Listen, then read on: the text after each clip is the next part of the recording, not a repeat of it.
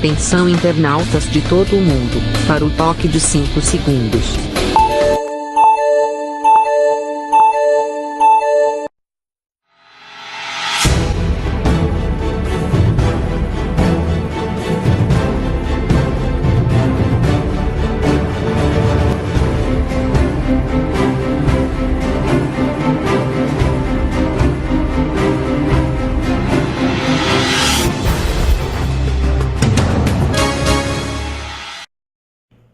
Alô, gente amiga, começando mais um programa Sérgio Cruz aqui pela viamorena.com. O presidente eleito Jair Bolsonaro interrompeu uma entrevista hoje que estava dando numa base militar porque não quis responder uma pergunta relativa à suspensão do programa Mais Médicos pelo governo cubano. Estava falando sobre problemas militares, um repórter fez a pergunta e ele aproveitou a ocasião, 4 minutos depois do início da entrevista, para encerrar a entrevista. Aliás, o Bolsonaro não tem muito o que explicar mais sobre Mais Médicos, ele tem uma posição já definida, posição aprovada pela população, porque votou nele, e ele, durante a campanha inteira, prometeu, garantiu que iria suspender o contrato com o governo cubano para fornecimento de médicos para o programa Mais Médicos. Não falou nada sobre o Mais Médico, o Mais Médico continua. O que vai acontecer, e aconteceu antecipadamente, porque ele iria romper o contrato depois que assumisse o governo, mas o governo cubano já sentiu a barra e resolveu vai retirar o mais cedo possível os médicos. Aliás, o programa Mais Médicos, quando começou, eu fiz a minha crítica aqui no programa, o pessoal da esquerda não gostou, porque eu sempre achei que a solução para o problema da saúde pública no Brasil, principalmente no interior, onde há a maior dificuldade de se implantar um sistema de saúde, exatamente porque é muito difícil você tirar um médico que está na capital, levar para o interior, que está numa cidade maior com alguns recursos, inclusive para a família dele, e botar num lugar ermo, distante, inóspito. E que isso só vai acontecer, e só iria acontecer, no dia em que fosse criada a carreira do médico do Sistema Único de Saúde. Médico não falta. As nossas faculdades têm formado o suficiente para atender todas as necessidades da população brasileira, inclusive onde hoje é atendida pelo Mais Médico, pelos cubanos, não chega a 9 mil, mas são muitos, né, cubanos. Então não precisava nada disso, o Brasil teria resolvido o problema se tivesse criado já, e eu espero que o Bolsonaro faça isso já no início do governo dele, criar a carreira de médico do Sistema Único de Saúde,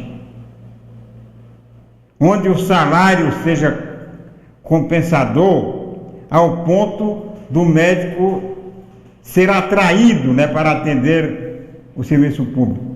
Porque o que acontece hoje é que o médico não quer saber, paga-se muito pouco, aí tem que trazer médico de fora mesmo, para pagar 10, 11 mil reais por mês só um médico.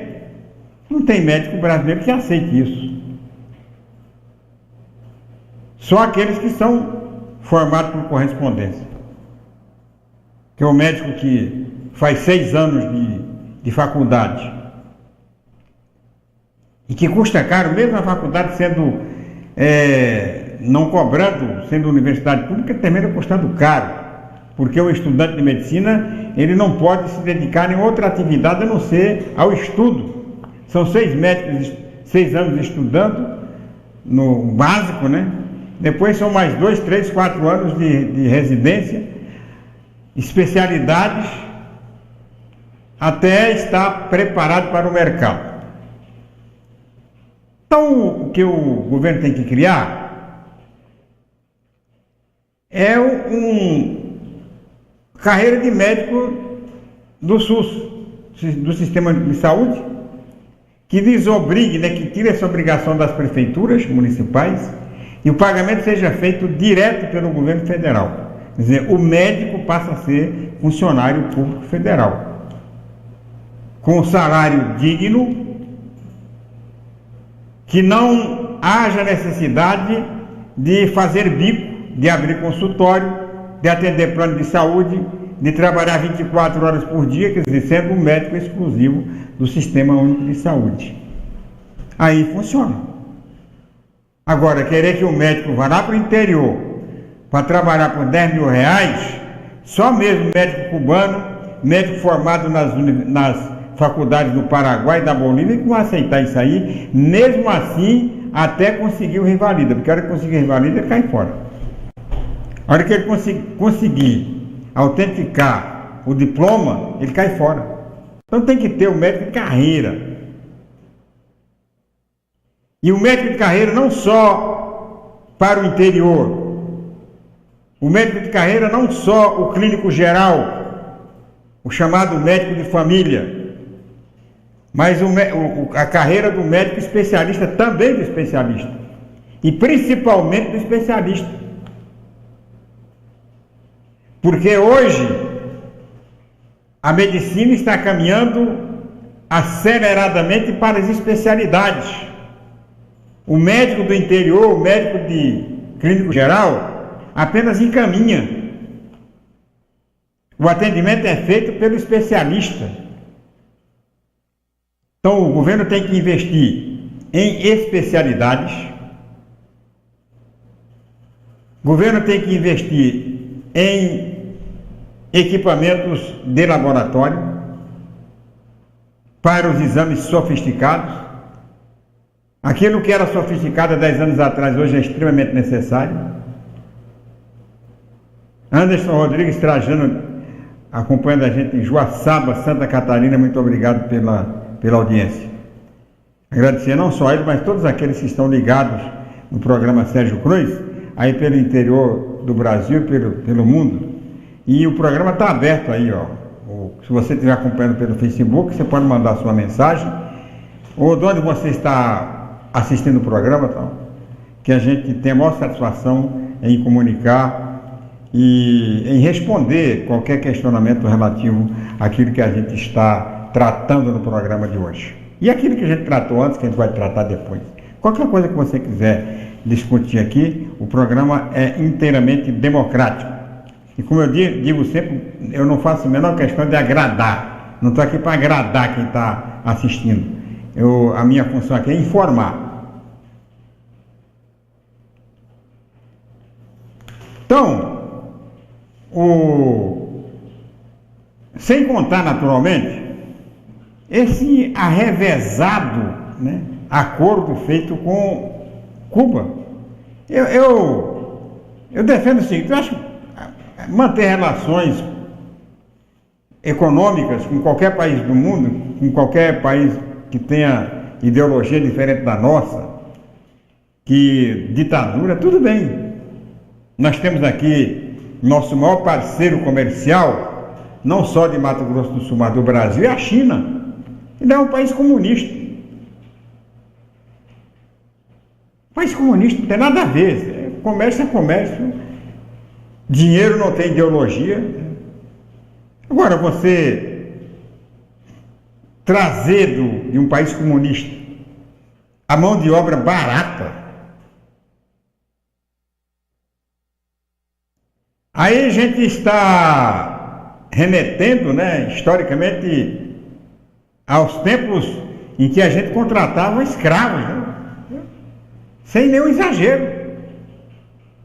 Você traz um médico pagando 10 mil reais por mês de um outro país. Pagar 10 mil reais por mês já é pouco, né? Médico nenhum, quem 10 mil reais é salário de enfermeiro, e olhe lá.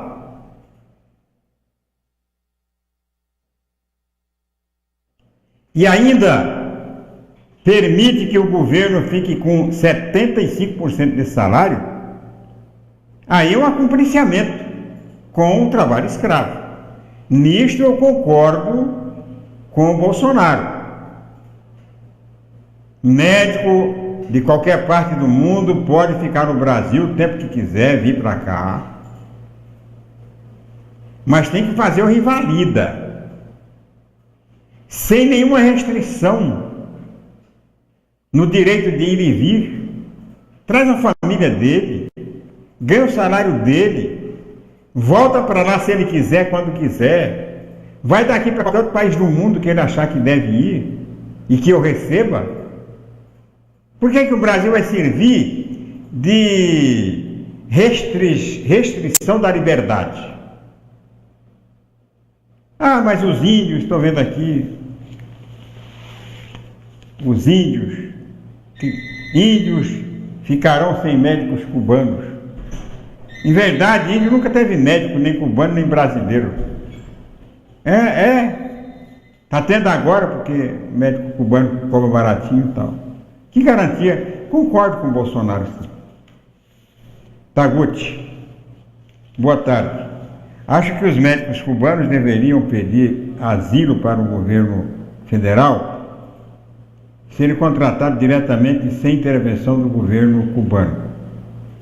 Sérgio, nunca que os médicos irão se submeter ao governo.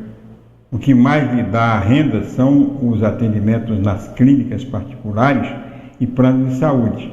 Médicos brasileiros atendem pelo SUS obrigados. Não. Ninguém é obrigado a atender pelo SUS. Eles atendem porque o SUS paga.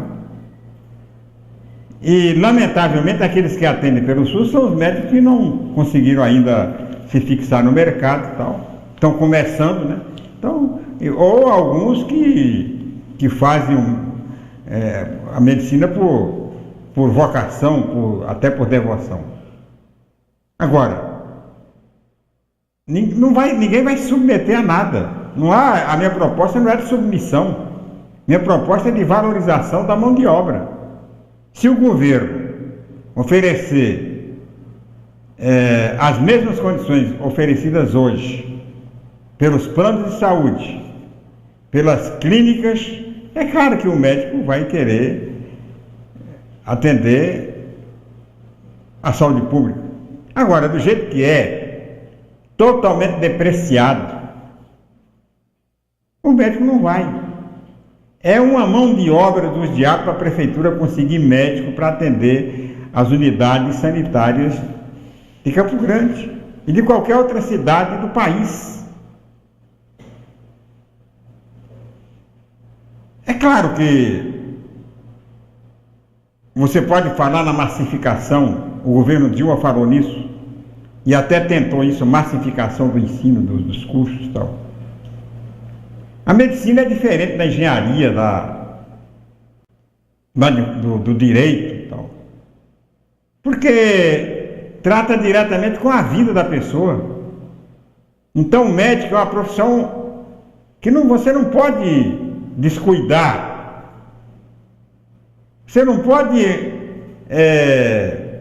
formar o médico no ensino à distância, não tem como. O médico tem que, além naturalmente do curso, né, que ele vai do básico, né, dos 6 anos, ele tem que continuar se aperfeiçoando, se reciclando permanentemente. Fazendo o curso, participando, é direto. Por quê? Porque a medicina está evoluindo. E o governo precisa investir em saúde. Quando você vê o desespero do Paulo Guedes, que vai dirigir a economia do país no governo do Bolsonaro, para a imediata aprovação da reforma da Previdência, é porque o governo precisa de dinheiro para financiar a Seguridade Social, que inclui a saúde. Agora, você tirar do trabalhador todo o financiamento da saúde, da educação, da assistência social e da previdência social, é uma coisa que tem que fazer reforma mesmo. E o governo fica no beco sem saída. Ou ele tira o dinheiro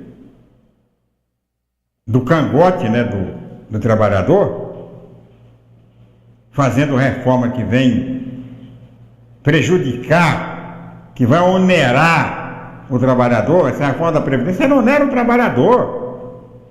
À medida que, a longos prazos, né, eu vou me aposentar depois de trabalhar 30 anos, não, vou me aposentar quando eu completar tantos anos de idade,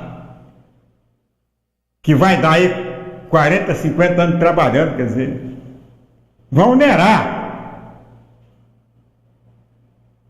vai tirar tudo de uma só categoria, que é o trabalhador, seja ele do serviço público, seja ele do serviço da iniciativa privada. Isto para não criar um novo imposto. Porque se criar um novo imposto,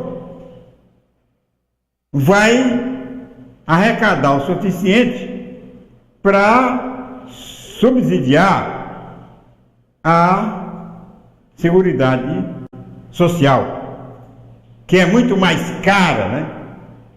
Custa muito mais que o dinheiro que é retirado das alíquotas da Previdência Social, que é quem sustenta a Seguridade Social. Está entendendo? Não, agora, nem fale em novo imposto. Primeiro porque o país não suporta mais imposto. O país está exigindo uma reforma tributária exatamente para reduzir a carga tributária, a carga fiscal, que é enorme. Então, o que tem que ser feito é a reforma da Previdência Social, sendo que o novo imposto onera toda a sociedade. Quando eu falo em novo imposto, eu falo, por exemplo, da CPMF. A CPMF, ela vai onerar todo mundo. É socializar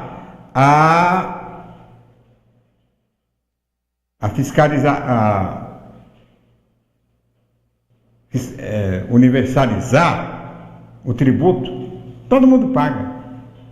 Principalmente quem mexe com dinheiro, quem tem dinheiro. E na reforma da Previdência, apenas o trabalhador vai pagar.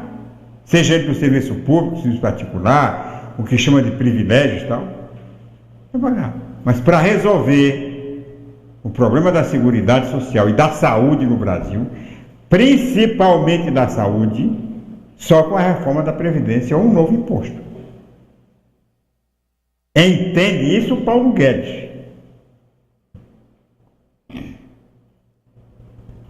Taguchi, nosso governo no geral gasta muito dinheiro público em coisas que não têm necessidade.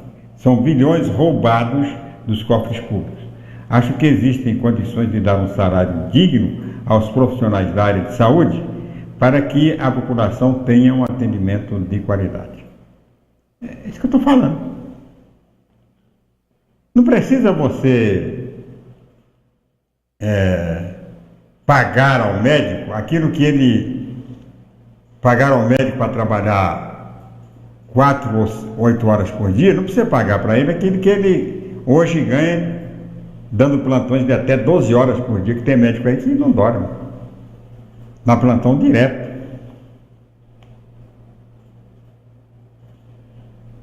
Agora, fala-se muito em roubar, roubalheira, dinheiro, corrupção, tal.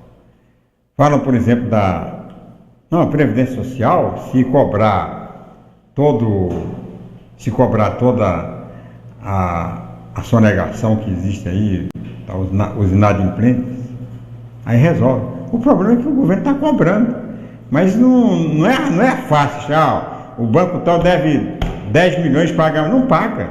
Eles vão se utilizando de medidas judiciais, né, procrastinadoras, e vão adiando. Aí, quando não tiver mais jeito, faz um acordo, negocia, para pagar em parcelas, é o tal do refis que vem para quem deve imposto e tal, e a gente está acompanhando aí, tem refis da prefeitura, refis do estado, refis federal, tem refis para tudo, e nesse refis entram também aqueles que devem verdadeiras fortunas para a Previdência Social. Então, não pode contar com isso. O que Osman, quero falar com Osman. Alô, Osman, boa tarde. Os médicos cubanos ficaram reféns do governo ditador cubano por decreto, né? Dívidas oriundas do curso de medicina. Dilma e o PT também tinham planos de fazer dos acadêmicos universitários brasileiros reféns do Estado pela dívida contraída junto ao FIES. Osman, não sei se o médico cubano tinha dívida para pagar, porque lá é diferente, lá é uma ditadura, não sei se tinham. O médico cubano é utilizado como produto de exportação. Como a gente exporta carne, cereais, né? Eles exportam mão de obra. Mão de obra qualificada, que é o médico. Mão de obra cara, né? E que a gente, é um produto, a gente compra de acordo com os interesses. É uma negociação. É um escândalo. É uma agressão aos direitos humanos. Cadê? Não se fala tanto em direitos humanos aí? Principalmente as esquerdas falam demais de direitos. Por que não respeitar os direitos humanos dos cubanos?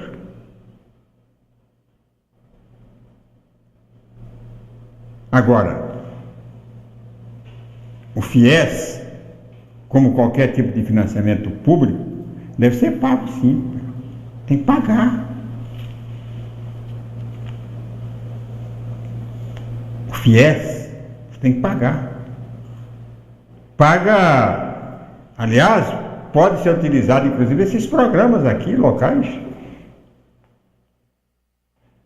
Não vai obrigar o médico a trabalhar de graça para o governo para pagar o FIES. É claro, não, vai pagar, vai receber o seu salário justo, mas tem que pagar. Por quê? Porque ele contraiu. Né? Ele não teria estudado, não teria feito aquele curso, não fosse o FIES. Agora, o que o governo tem que ter, e essa é uma proposição que eu defendo já há muito tempo, é condições para que todo mundo estude sem depender de FIES. Todo mundo na escola sem depender de FIES. Parou. Isso aí é uma coisa que o Brasil, né, ainda vai arrastar muito tempo para chegar lá. Vai andar é um século para chegar lá. Porque tem que começar pelo ensino fundamental. Dar qualidade ao ensino fundamental, para que o ensino fundamental dê qualidade ao ensino médio e o ensino médio dê qualidade ao ensino superior. E que se abram vagas, né? Tenham vagas suficientes para atender toda essa demanda. E a formação de especialistas, de professores, né, pedagogos, para dar conta de atender toda essa demanda, toda essa procura, toda essa necessidade que tem a população está crescendo, o fator demográfico é uma realidade crescente, que não se pode. Agora, transformar o formando em refém, isso aí não existe. E não sei se era projeto da Dilma, não sei se era projeto do Lula. Agora, tudo quanto é coisa ruim cai em cima do Lula e da Dilma, cai em cima do PT. mas eles tiveram, pelo menos, abriram esse espaço do FIES para que as pessoas estudassem. Eu conheço muita gente que só estuda hoje por causa do FIES. Quem vai pagar, por exemplo, um curso de medicina R$10.000 por mês no curso de medicina se não é o FIES? E o FIES financia, inclusive, esses cursos caríssimos aí. Não sei se agora continua financiando, mas no tempo do Lula e da Dilma financiava. Muita gente entrou no curso de medicina em escolas particulares graças ao FIES. Então, eu não vou condenar um plano que, certo ou errado, terminou atendendo significativa parcela do mercado. Eu vejo hoje universidades particulares, muita gente que não consegue entrar numa universidade pública, e tem o problema da universidade pública, também tem o problema de horário, né, que as pessoas não podem, filho de pobre, por exemplo, não pode estudar em universidade pública, porque tem que estudar de dia tem que trabalhar, porque o jovem hoje, o adolescente acima dos 16, 17 anos, não pode mais se dar, não tem como, né, ficar à disposição de uma universidade, de uma escola, a não ser que a família se junte toda e de 10 filhos de cada família forme um, porque não tem condições, infelizmente não tem condições. Essa é uma realidade brasileira que a gente espera que seja superada, e não é o Bolsonaro que vai superar isso. São muitos Bolsonaros, muitos governos, para a gente chegar ao limite do possível, não da otimização, mas pelo menos do possível de se fazer uma escola que dê a expectativa de que a pessoa, de que o pobre, o filho de pobre, possa concluir um curso que ele quiser, o curso da vocação dele, quer ser médico, vai ser médico, quer ser engenheiro, vai ser engenheiro, porque hoje a maioria das pessoas estuda aquilo que é possível estudar.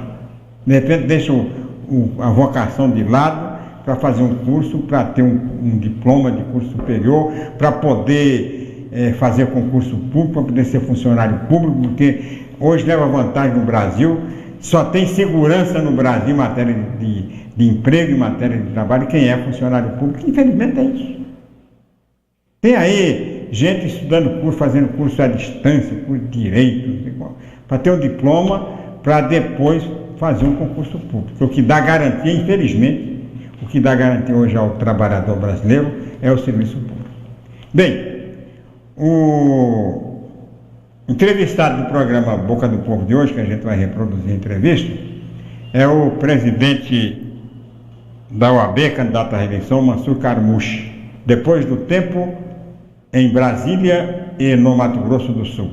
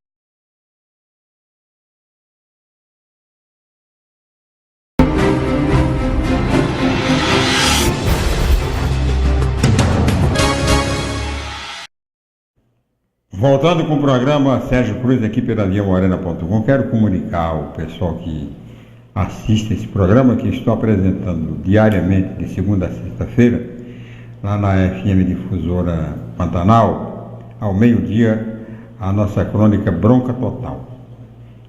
Eu participo do programa Boca do Povo, do Bedi Paula, das 7 às 8 da manhã, e apresento o programa. Não toma muito tempo, não me enche muito o saco. São apenas 3, 4 minutos por dia, a gente abordando assuntos do maior interesse da população brasileira, ao meio-dia, na FM 101.9, Difusora Pantanal. Vamos então à entrevista do dia. O entrevistado é candidato à reeleição à presidência da Ordem dos Advogados do Brasil de Mato Grosso do Sul, Mansur Carmuche. Doutor Mansur Carmuche. Bom dia, Carmuche. Bom dia, Bedi Paula. Bom dia, Sérgio Cruz. Daqui a pouco falava também da satisfação quando eu ouvi a voz do Sérgio Cruz, né? Desde menino eu ouço essa voz, eu falei, mas o Sérgio está aqui, que coisa boa, né? Uhum. Então amanhã já foi muito gratificante. Bom dia a todos os ouvintes da FM Difusora Pantanal, também 101,9. É um prazer estar aqui com vocês, né? Dia 16, pós-feriado, né? Proclamação da República, é uma data tão importante para nós, né? E está aqui, né, para prestar contas, né, para a sociedade, para a advocacia, do que fizemos nesse mandato, agora porque almejamos um novo mandato, né? É sempre importante isso. Sérgio. A gente comentava aqui agora há pouco a questão da CCR-MS Via, né? E o contrato de duplicação da BR-63 em Mato Grosso do Sul, os problemas que está ocasionando a obra parada. A gente sabe que a OAB foi uma das únicas entidades que acionou a MS Via. Como anda essa relação de MS Via, OAB? Bom,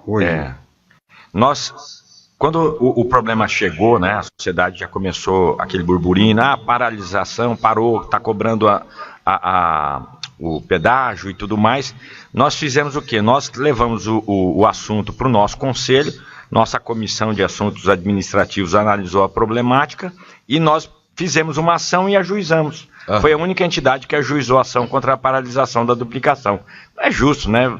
Toda a expectativa da sociedade sul-mato-grossense de ter uma via de pista dupla, né, um desenvolvimento para o nosso estado, a diminuição de violência no trânsito, tanto de mortes que nós já tivemos, tudo isso foi pensado para que a gente fosse fazer a defesa da sociedade. Ajuizamos a ação, depois, inclusive, peticionamos para não ter um aumento novamente do pedágio, enquanto eles não retomassem as obras. Eles retomaram parcialmente as obras, mas hoje está completamente paralisada. A liminar foi negada, nós estamos recorrendo disso ao TRF Terceira Região, vamos às últimas instâncias, às últimas consequências, para fazer a defesa da sociedade, porque é impensável.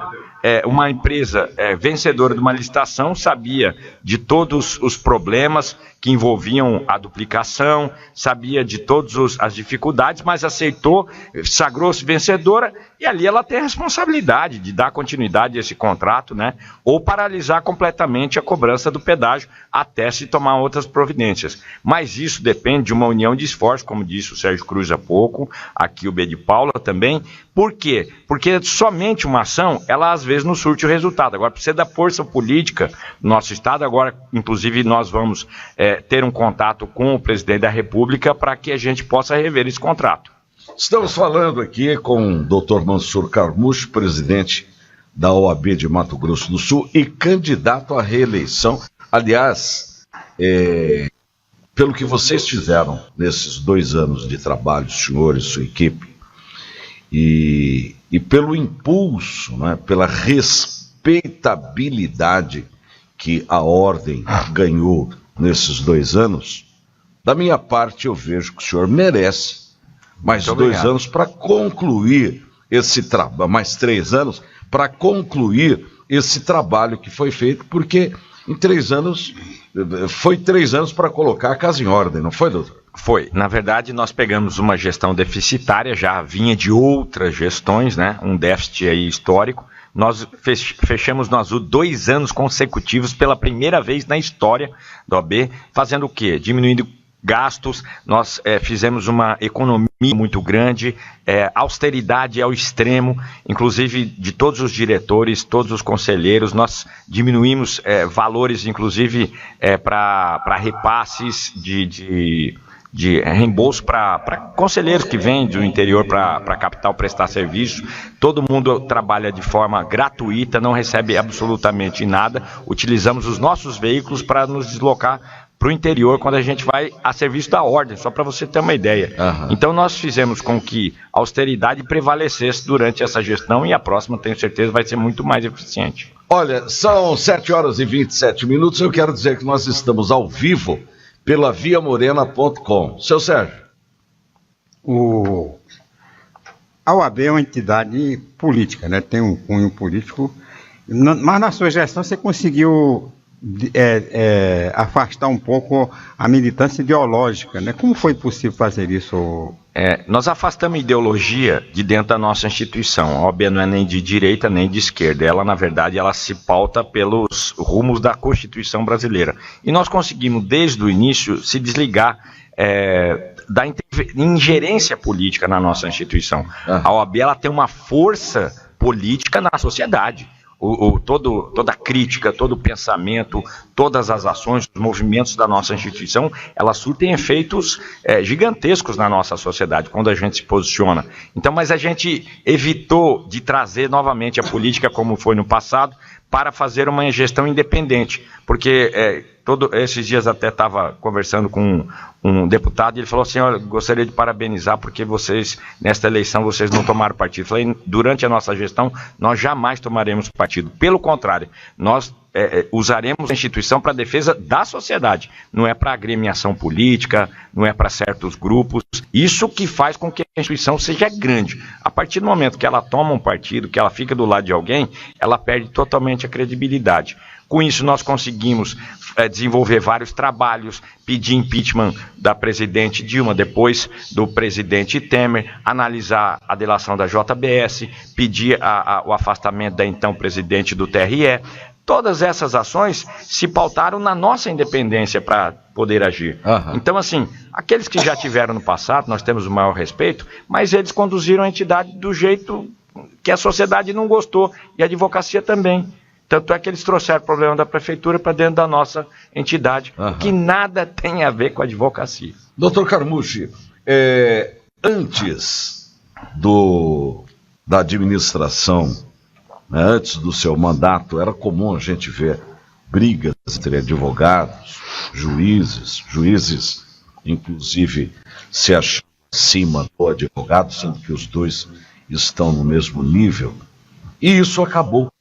As prerrogativas estão sendo rigidamente observadas e estão sendo obedecidas dos dois lados.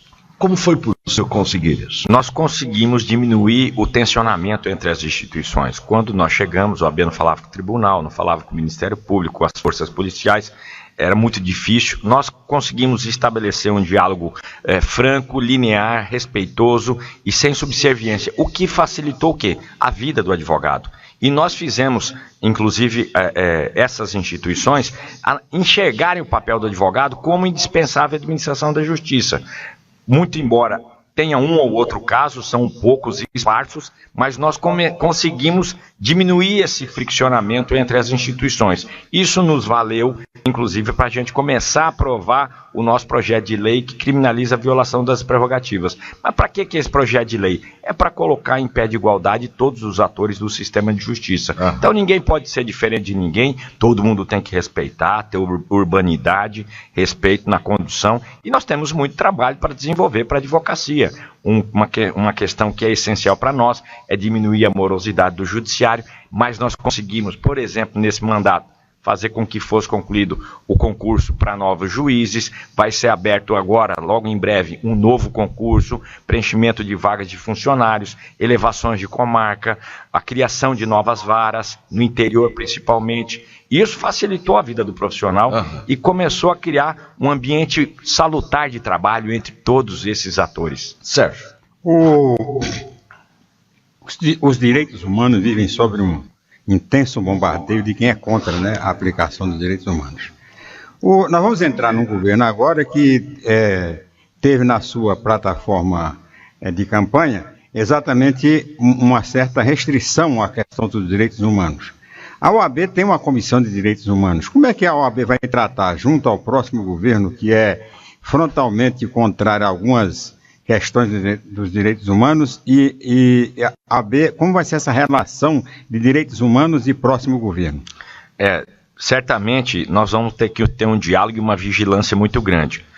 Você fala, quando você quer, e a sociedade aqui ela deu resposta, né? E quando você tem uma sinalização da sociedade, você tem que também abrir sua mente para o futuro, ver o que vai acontecer. O que nós não podemos admitir é qualquer tipo de restrição, qualquer tipo de diminuição de direitos e garantias individuais que foram amealhadas ao longo desses anos. Agora, a OAB vai se posicionar firme, lógico que apoia, né, o governo foi legitimamente eleito, mas as pessoas têm que saber que no momento certo em que houver qualquer tipo de violação de direitos humanos, a OAB vai agir de forma firme.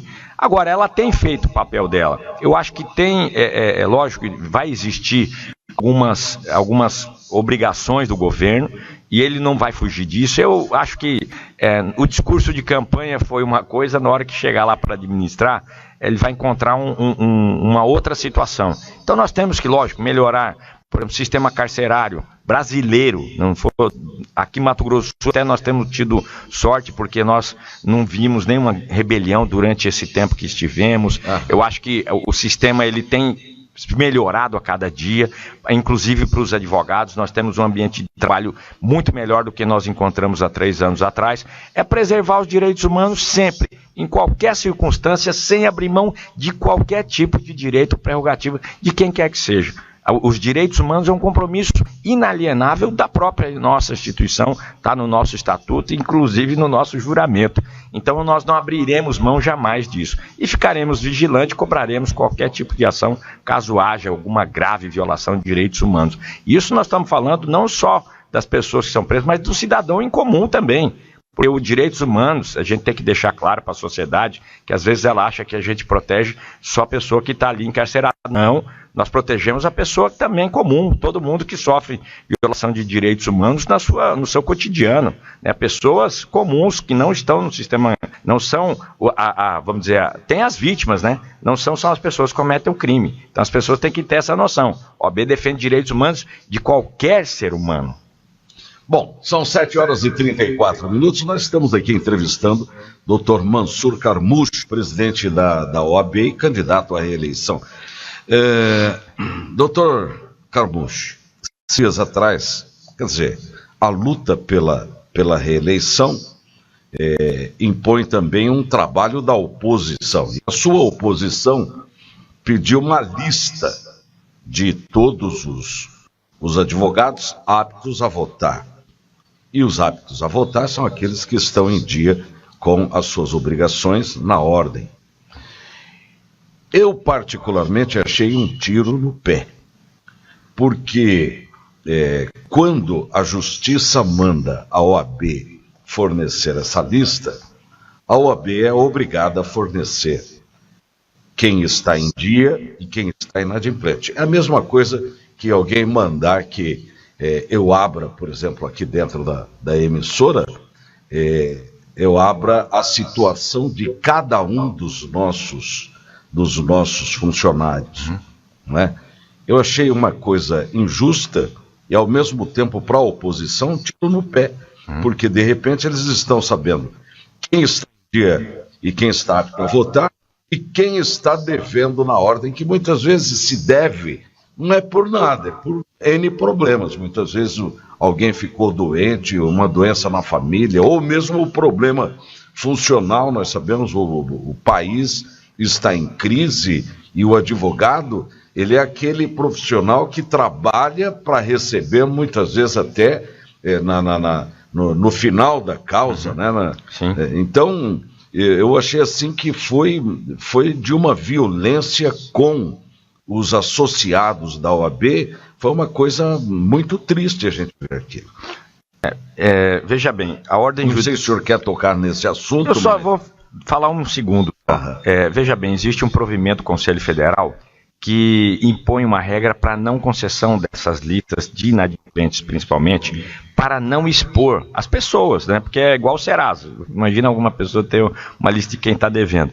Então, assim, o Conselho Federal criou essa regra, não fomos nós. Então, o que aconteceu? Foi pedido, foi indeferido, como na eleição passada, essas mesmas pessoas que estão concorrendo hoje também concorreram, também foi indeferido, mas ninguém recorreu. Dessa vez foram à justiça, e aí é uma decisão judicial, a gente tem que cumprir, obviamente, né? Mas eu acho que, assim, politicamente isso aí é muito ruim, negativo, né? Principalmente, você disse, os profissionais também, às vezes, passam dificuldades financeiras, ninguém quer ver seu nome exposto, né? Isso é ruim, né? Tem um lado negativo, né? Então as pessoas parecem que aí vai expor a pessoa que está devendo. Nem todo mundo aceita isso aí, né? Mas, infelizmente, essa foi um pensamento, como você disse, da oposição, mas aí vai ser a advocacia que vai dar resposta no dia 20. Sérgio. Tudo pronto para a eleição, presidente? Tudo pronto já está montado lá todo o sistema, né? Aliás, eu pegando um gancho aqui do Sérgio, haviam prolongado por mais 5 dias a eleição, mas isso caiu. Não, é dia 20. É dia 20. O juiz pegou e determinou que fosse realizado dia 20. Né, porque houve essa discussão, estava uma falha de interpretação, depois ele reafirmou, né, que é dia 20 a eleição, terça-feira agora. O processo eleitoral vai ser como? Urna eletrônica? Não vai ser urna eletrônica, vai ser urna de lona e de papel, porque quando nós requeremos isso há uns 5, 6 meses atrás, o TRE havia negado porque existia um interstício com relação à quarentena, né, da eleição. Então, como nós fizemos dia 20, que foi o mesmo dia que foi feito há 3 anos atrás, né, então eles impossibilitaram a gente de utilizar as urnas eletrônicas. Então vai ser urna de lona e voto de papel, né? Vamos dizer, aqui muita gente requereu o voto impresso, mas esse é o voto de papel. De papel. E as eleições também vão ser pela Rua Antônio Maria Coelho, diferentemente dos anos passados, né? Porque agora tem um estacionamento que nós fizemos ali no fundo, né? Para 250 carros e toda acessibilidade para pessoas com deficiência, com idosos também, nós tivemos essa cautela. Então toda a eleição vai ser feita pelos fundos da OAB ali na Rua Antônio Maria Coelho. Já existe uma previsão de quanto tempo para fazer a apuração? Eu acredito que em 2 horas, pelo menos aqui na capital e no interior, deve estar concluído. Também não é difícil, né? Contagem é rápida, né? E eu acredito que em 2 horas a gente tenha já o resultado. Queremos deixá-lo à vontade para pedir o voto. O candidato tem que pedir voto, não é? Eu agradeço você, Beli Paulo, agradeço Sérgio Cruz, pessoas que eu tenho maior admiração, né, estão na imprensa. Aliás, a imprensa que eu faço um registro nos ajudou muito neste mandato, porque foi ela que vocalizou todos os anseios da sociedade para nos levar quais são as demandas de importância, como foi o caso da CCR. Sem a imprensa livre, nós não conseguimos fazer uma atuação em conjunto, né? Então, isso foi uma coisa muito importante para nós, e nós realmente conseguimos atingir os objetivos, que é sempre fazer a defesa da sociedade e da advocacia. Projeto de lei das nossas prerrogativas talvez seja a cereja do bolo, mas nós tivemos várias atuações nossas aqui em Campo Grande, tanto no ingresso dos fóruns da capital e do interior, e várias demandas que foram surgindo ao longo dos 2 anos e 10 meses, né? Mas espero que a gente possa continuar esse trabalho para que a gente faça essa gestão democrática, aberta, inclusiva, né? Para que a gente possa realmente passar para as novas gerações este legado que está sendo feito sem ingerência política, sem grupos definidos que já se alternaram lá no poder há mais de 30 anos, né, para que a gente possa realmente passar a OAB para frente e para que novas gerações façam esse trabalho como nós estamos fazendo.